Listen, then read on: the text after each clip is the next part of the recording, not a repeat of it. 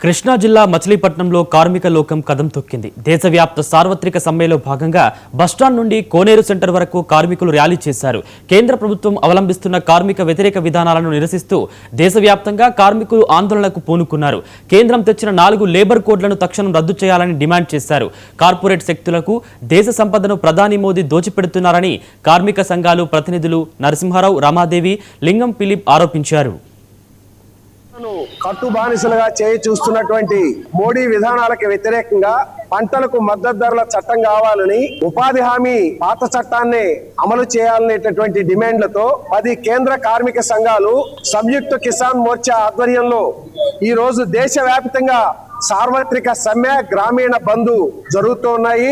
2019-20 Covid సమయంలో చేసినటువంటి 4 labour కోడ్లని గత 5 ఏళ్లుగా కార్మిక వర్గ పోరాటాల ఫలితంగా అమలు చేయలేకపోయినటువంటి మోడీ ప్రభుత్వం మొన్న నవంబర్ 21 నుంచి 4 లేబర్ కోడ్లు అమల్లోకి తీసుకొచ్చింది.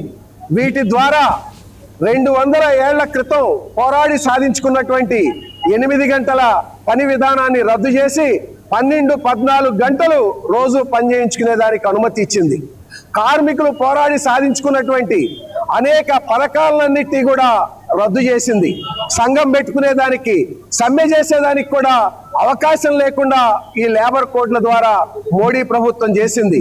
మోడీ ప్రభుత్వం చేసినటువంటి కార్మిక వ్యతిరేక చట్టాలన్నింటినీ రాష్ట్రంలో ఉన్నటువంటి కూటమి ప్రభుత్వం కూడా బలపరచడం అనేది జరిగింది. అందుకనే కార్మికులు 100 ఏళ్ల క్రితం, 200 ఏళ్ల క్రితం పోరాడి సాధించుకున్నటువంటి చట్టాలని కాపాడుకునే దానికి ఈ రోజున దేశవ్యాప్తంగా ఈ సమ్మెకి దిగటం జరిగింది. వ్యాప్తంగా జరుగుతున్న సార్వత్రిక సమ్మెలో కార్మికులు, ఉద్యోగులు, రైతులు, కౌలు రైతులు, అలాగే స్కీమ్ వర్కర్లను కూడా పెద్ద ఎత్తున పాల్గొన్నాము. కేంద్ర రాష్ట్ర ప్రభుత్వాలకు ఒకటే తెలియజేస్తున్నాము.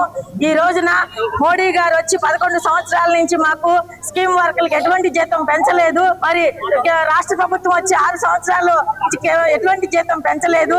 మేమేమన్నా కేంద్ర ప్రభుత్వంలో మంత్రుల పదవులు అడగలేదు, రాష్ట్ర ప్రభుత్వం ఎమ్మెల్యే పదవులు, మంత్రుల పదవులు అడగలేదు, అదాని అంబానీ కంపెనీల్లో మేము వాటాలు అడగలేదు. ఏదైతే సుప్రీంకోర్టు తీర్పునిచ్చిందో ఒక కార్మిక కుటుంబం బతకాలంటే కనీసం 26,000 రూపాయలు ఇవ్వాలని తీర్పునిచ్చిందో దానికి అనుగుణంగా స్కీమ్ వర్కర్లు ఈ రోజు ప్రభుత్వాలకు అనుసంధానంగా పనిచేస్తున్నాము.